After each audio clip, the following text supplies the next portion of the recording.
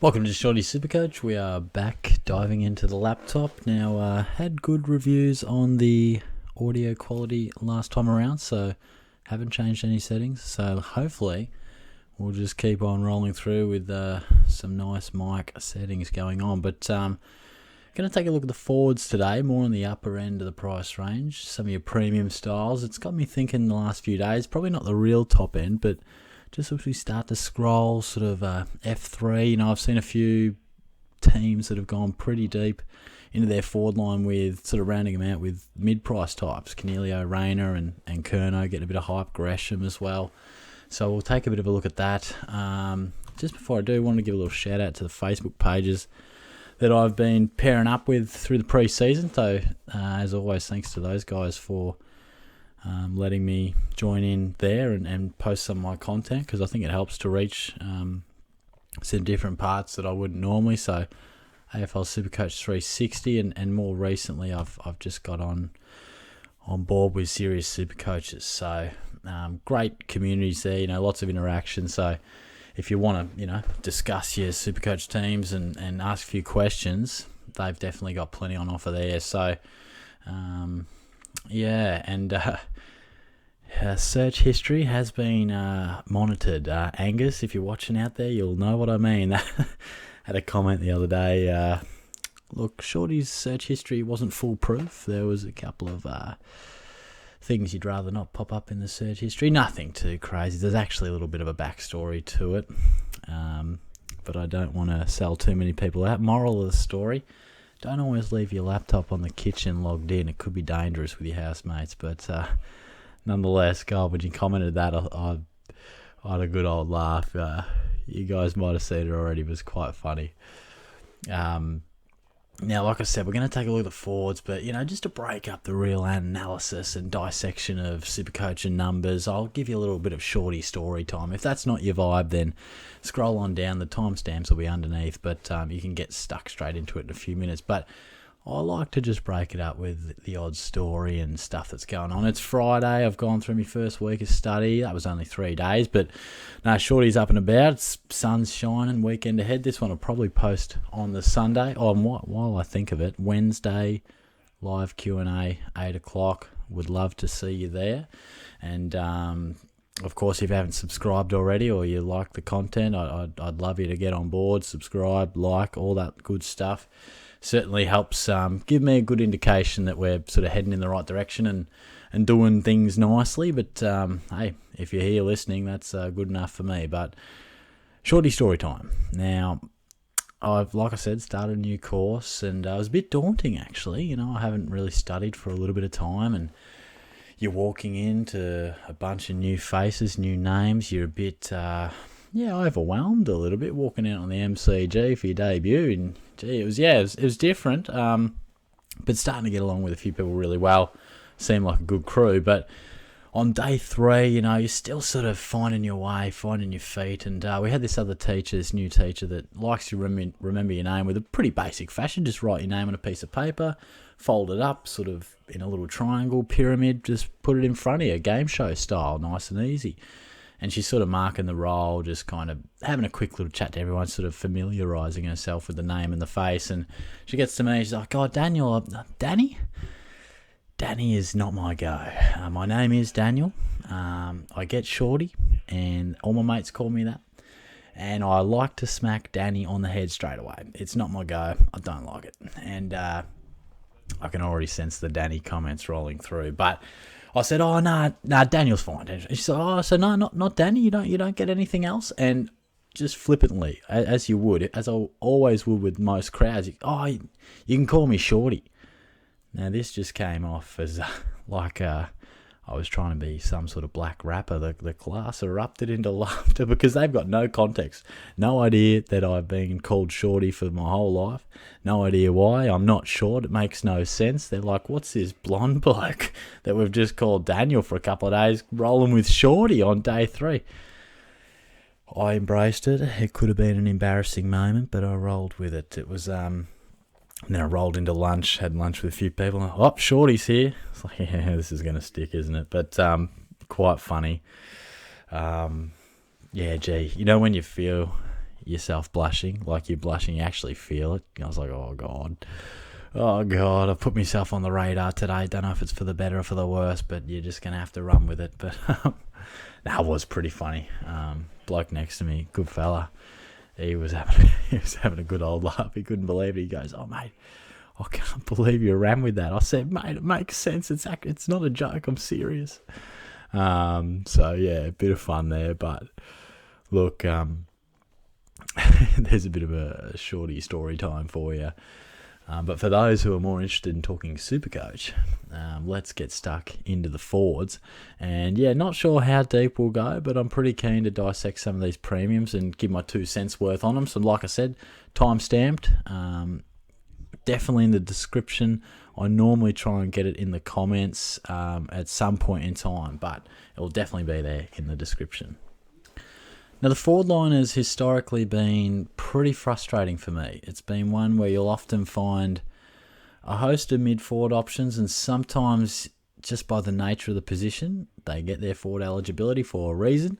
It often leaves you wondering how much midfield time can they get, because the great idea for the forward line is to pick midfielders in there. That's the ideal scenario, so we get those big midfield points, but in the forward line. So there's a few guys that definitely fit that category that I'll talk about throughout, but it has ended in heartbreak over the journey for Shorty, but we're looking to bounce back this year. But let's start with Josh Dunkley, and I think there is a big 3, and it's the top 3 here. Dunkley, Duncan and Taranto. I think you've got to have 2 of these guys, I feel like there are just some groups of players that you've just got to have a reasonable portion of. It's like you've got to have a reasonable portion of McRae, Steele, Oliver, and even Bont. You can't be left behind with these uber premiums too much. And look, Dunkley, 50% of sides, it really shows that. And the average of 102 tells a pretty bland story of what was a roller coaster of a season for him. Now, he's a favourite of mine. I was pumping him up last year, and it might have been the year before, starting him in the midfield. And look, when he's in the middle, he can get all sorts of numbers. He's a bloke who's got a 200. If we just take a look at these numbers, he was great pre-season, and he showed it. He was flying round 6, then gets injured, and it just wasn't the same from there. Obviously, it's tough to come back late in the year because the Dogs were rolling, they were playing good footy, so to slot back into the position you were is hard.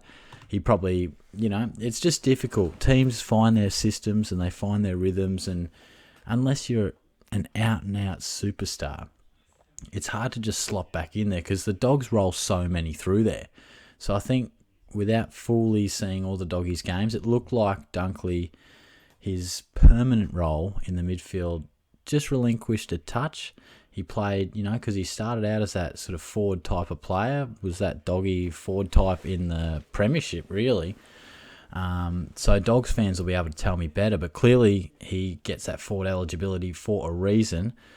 But I think we're just going to see him go back to that absolute midfield jet that he was. I know the Dogs have a lot running through there. Libba, Bont, McRae, Treloar we'll touch on a sec, Bailey Smith. There's a lot to run through there, but Dunkley's going to give you tackles. He's a ball magnet. A bit of the Tom Rockliff's about him, just Lockie Neal's about him. Just finds the footy so easy. He'll get you 30, and then you look at the stat sheet, and he's also laid 9 tackles, and you're like, you beauty. That'll be very nice. So I think he's a guy that, well, I'm not telling you anything you don't know out there because he's in 50% of sides. So he has been locked in by many, and he'll definitely be locked into my side, I would say. Duncan, much the same. And look, he was a guy that also had a bit of an indifferent season due to injury, was absolutely flying at certain points, flying. I reckon he was averaging like 110 at certain stages.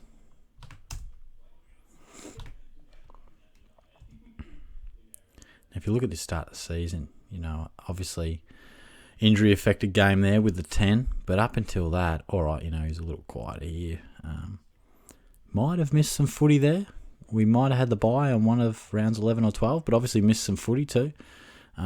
Slow start, well, not slow start, but missed the first couple and then just went nuts. Was averaging beautifully.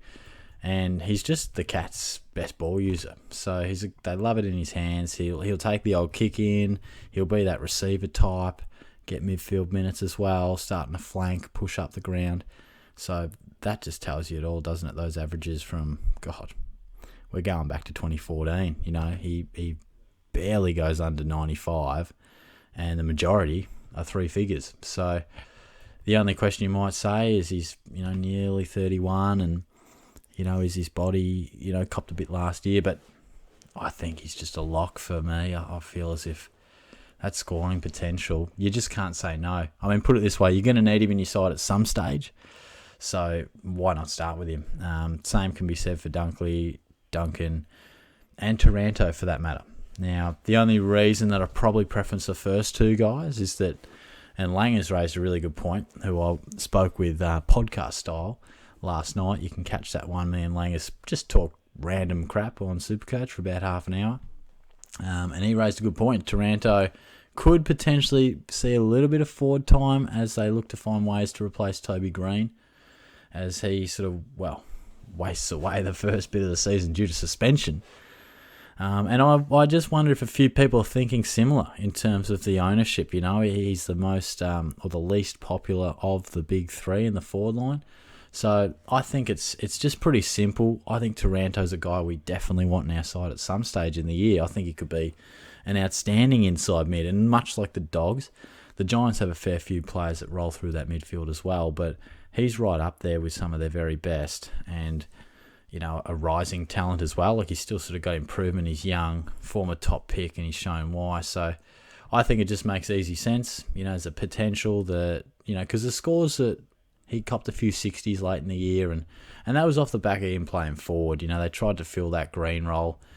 I think he might have been injured at times, and they tried to find a way, because they have sometimes struggled to find goals. And sort of the tricky thing for us, good thing for him, he actually plays the forward role quite well. He can hit the scoreboard as well.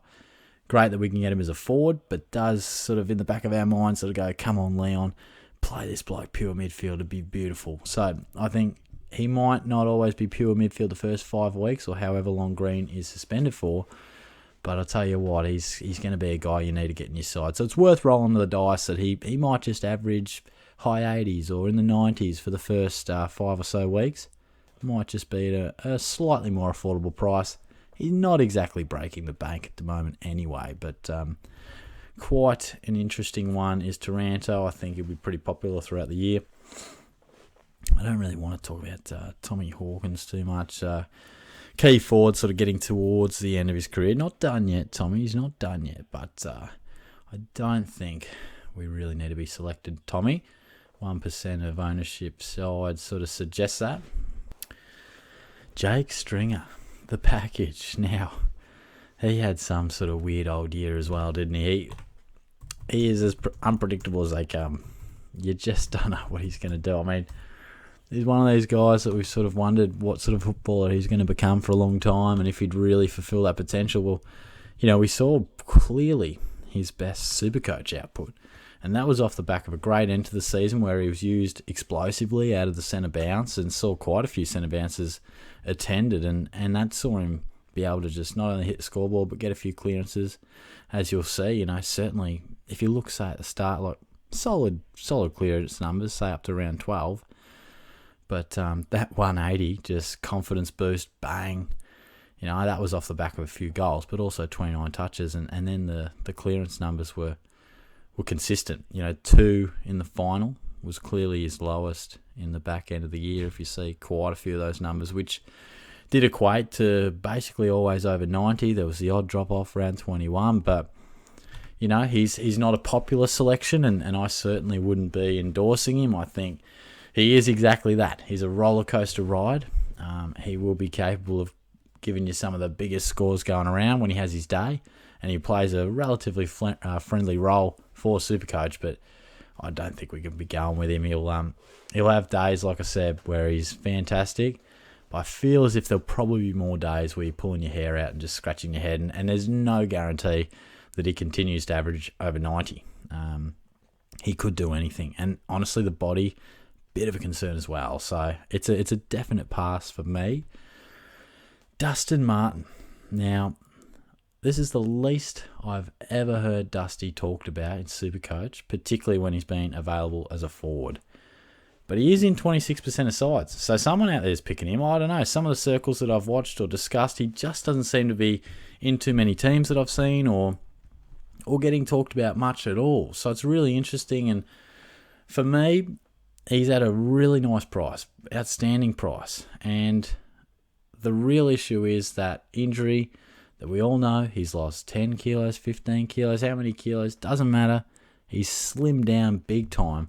And then you get the articles coming through now that, Richmond's game plan to get Dusty back to his brilliant bursting best and all this sort of stuff. And I've got no doubt Dusty will have an outstanding season. He always does. But interestingly, as a bloke who's talked about one of the best players in the competition, hasn't always equated to amazing SuperCoach numbers. That's always been the funny thing with Martin.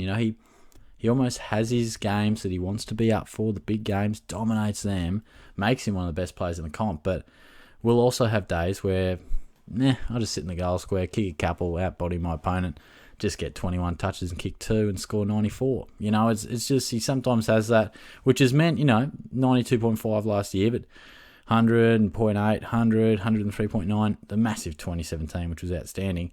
And then, the 2 years leading up were solid, but I feel as if he was a midfield option around then too. But yeah, look, last year that injury just shook him up. It's an injury-affected average as well, because I think against Melbourne, did he get a concussion or a poke in the eye or something like that? I reckon he was off by half-time. And Brisbane 65, I'm suggesting that was not a full game, 62%, so, and 54% against the D. So definitely, it wasn't like his scoring dropped off. He was probably still heading to a high 90s average. But for me, I'm quite happy to not start with him. I mean, the injury concern, how he returns from that, how the Tigers look as well. They've been a dominant team for years and years. They're not so much now. Will they bounce back? How will they use Martin? Will there be a need for him to play a bit more midfield because he's maybe not as big and strong as he once was? Does he still have that power? How does it all look? There's so many unknowns after what has been a pretty debilitating injury. So it'd be really interesting to see what sort of Dusty Martin comes back. And I've mentioned it a few times, but Dustin Martin's going to be he'll want to be in your team at some point. You're going to want to have him. But to start with him, there's probably too many risk factors, and it's not as if he's a lock, because we do have quite a lot of other guys that put their hand up. So I'm happy to just watch from the sidelines and see what Dusty does, but I don't think I'll start with him, which is something I didn't feel like I would say all too often when he is got that little MF by his name. Look, we can swing by Chad. 3% of Toby Green owners might have just forgotten about the suspension. Charlie, Big Boy McAvoy, we'll just scroll past him. Here's an interesting one. Adam Treloar. Very interesting. Now, he's in 13% of sides, and he's not for me. He's not for me. Me and Langers had a nice little debate over this one, but let's just bring the old statistics up and let's have a little bit of a chat about that. Look, for me, it's quite simply, as a dog, he's played a different role, and the body is just the cherry on top to sort of say no. These hammies have really cruelled him. You look at those games played in the last couple of years, it's really hurt him. He's sort of become a bit more of an outside type of player at the Dogs. We saw him average some great numbers early. First 10 rounds, he must have got injured in that round 10 game. He was averaging great, going fine, particularly, finding a bit of a new role. And then just sort of changed. So, look, what I saw from Treloar was less of the inside mid numbers and more of the, hey, Adam, you've got a bit of outside pace. Let's use a bit of that. We've got enough inside mids. Where at Collingwood, he was the guy, and the stats will sort of reflect that if you look at his clearance numbers since going to the Dogs. Now, if you see, where are they? Clearance, all above 5 except one, which was basically 5, drops to 3.2. And I would suggest the contested possessions would also back that up. Contested possessions, also down 3 or 4 contested possessions per game. Now, what does that sort of tell you? It just sort of backs up that role change has moved him slightly more outside. That's not a disaster. You can still score some real good points on the outside. But the big kicker for me is that I've already mentioned some real good options that we've got available in the forward line. And while Treloar does represent a little bit of value, if you look at it just purely numbers, I'm too concerned about the body as well, just letting him down. Because the type of injury that he's been copping is just one that it's not like you get it right and you know it's just fine. It's something that I feel as if is going to hinder him a lot, and it's always a concern. So Treloar, one of my favourite players to watch, but not a guy I'm going to start with. His teammate Tim English, super interesting. I tell you what, if Steph Martin goes down, that's a massive, massive watch for mine. English is sort of maligned in a way, often talked about in not overly flattering circumstances, particularly by Bevo often. He doesn't seem to be a favourite of beverages. But look, I feel as if this is a bloke I pumped up a few years back and he burnt me something shocking. Traded him out after a couple of 60s. I've told this one before. Then he went ton, and then went 200.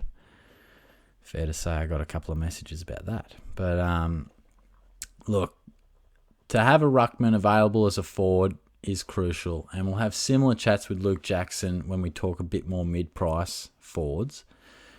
But I just don't think English is the sort of guy we need to start. He's still, you would imagine, going to share the ruck to an extent with Steph Martin, and it'll depend on the week. Sometimes English might have a bit better of a matchup in the ruck, and sometimes Steph might need a rest because he's a bit old, and English will, ton up when he's a sole ruck. I really think he's shown that ability, and I still feel like he's only going to get better and better. But this year, it's just not the year to start with him. I really do think, look, I'm going to talk about a lot of these guys. It's totally up to you, but I'm really, in terms of premiums for the forward line, you're probably going to start 2, maybe 3, and I think Duncan and Dunkley and Taranto, you've got to have a couple of those, and then it becomes a discussion of a couple of guys that I'll talk about in a moment. For me, it's 2 of those big dog 3 and 1 of these next couple of guys I'm going to talk about. I think, don't have any real need to go with English. Steel side bottom. He's cooked, unfortunately, really heading into the twilight stages of his career. Jordan Goey, so much uncertainty. He killed me last year as well. The list goes on about blokes who killed me last year, but it was all that talk about playing more mid, and then he just looked all at sea as a mid, and all of a sudden he was back in the forward line. Then he was breaking his nose or doing what happened against the Eagles. It was an utter disaster, and by the time I got rid of him, he eventually came back and played what I wanted him to do in the first place. Doesn't that kill you? When you start a guy thinking what he can do, doesn't do it, you ship him off after he scores shit for you, plummets in price, and then you do get rid of him, bite the bullet, and he comes back and does what you thought he could. But Jordan, he's had an eventful period of time of late. It's a no from me. There's no doubt that he can play amazing footy. I'll bring up those numbers for you, just if you haven't seen what he did do last year. There are probably quite a few people out there who don't want to pick him just because, a bit of the reputation he has of the sort of person he is. I don't want to judge, but allegations and whatnot, there's a bit to go on there. There's that 4 against the Eagles that just crushed old Shorty. That was, when I had him all through here, that was just about punch a hole in the wall, sort of Alistair Clarkson style. And then when he did sort of find his feet in the second half of the year, all of a sudden they thought, oh, hang on, that's right, he can play midfield. All of a sudden it started to really form into a nice end of the year for him. But I shall not be picking him, but I do understand why. I understand Treloar, I understand Goey, I do get the reasons behind them, but they're just not my cup of tea. Zac Bailey, really interesting option as well, not quite as much ownership as some of the other guys, but he'll definitely receive more midfield time. But much like, we talk about some other players, Brisbane have a lot rolling through there. You've got Neil, what's Zorka going to do this year? How's Berry going? You got McCluggage in there. I certainly would have missed some others as well. Jared Lyons as well. So They definitely have a lot in there, but Bailey sort of falls under that. He's got a bit of the Petrarca vibe about him, can burst out of a pack and, has played mid-forward. And we'll talk about a guy who's played a bit of mid-forward in his time that could break into the midfield. But again, Bailey, I think, is a really exciting prospect and wouldn't surprise me to see him lift that average into the 90s, but just don't have enough confidence to go with him. And there's probably some guys, like I mentioned, that I'll talk about 5 to 10k south of him that I probably like a little bit more. Tarryn Thomas, I mentioned it last year that I think this guy's pretty talented. You couldn't go with him last year, and I just feel like you can't again this year. I feel, again, he had a really nice finish to the year. I did the numbers in the North Melbourne preview. I feel like it was the last 12 games he might have averaged 94 or something like that, 96. So he really found a good mix of his silky ball movement as well as finding the goals. He'll be a guy that we can keep an eye on, and he'll run hot, but I still feel like inconsistency will still be part of his game.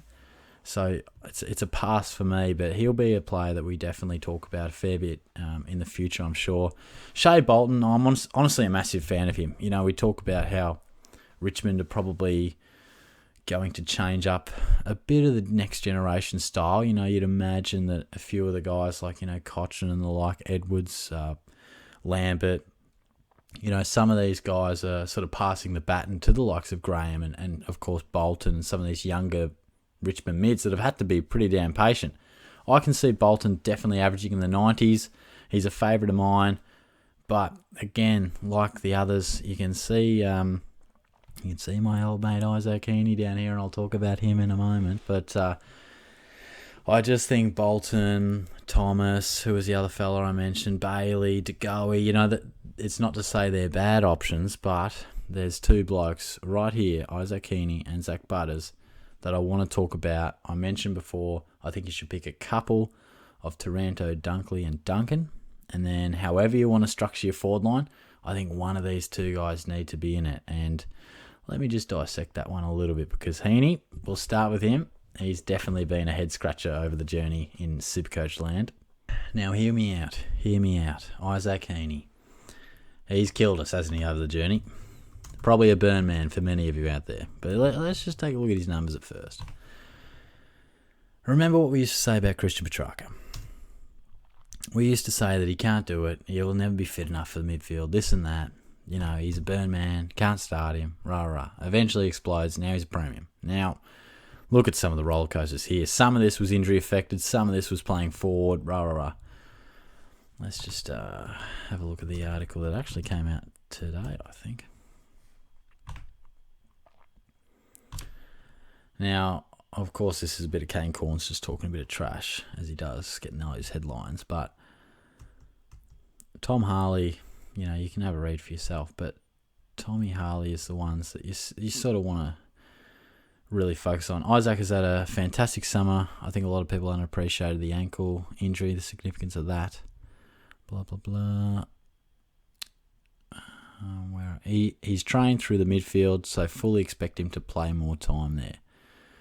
Now, we've heard that before, haven't we? And I just referenced Jordan De Goey and the pain that I saw. Now, look, you don't know how bad I want to pick him. I really do, because I've picked him before, I've pumped him up before, and this time around, he's averaged a lot of times in the 90s. He's actually got a little bit of value about him this year.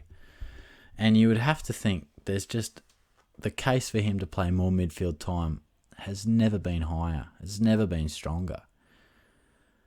But to have that egg on my face, God, I don't know. I don't know if I can do it. It is summed up well by someone I saw a comment. I'm happy to not go with him and him go well. I can pick him up whenever I like.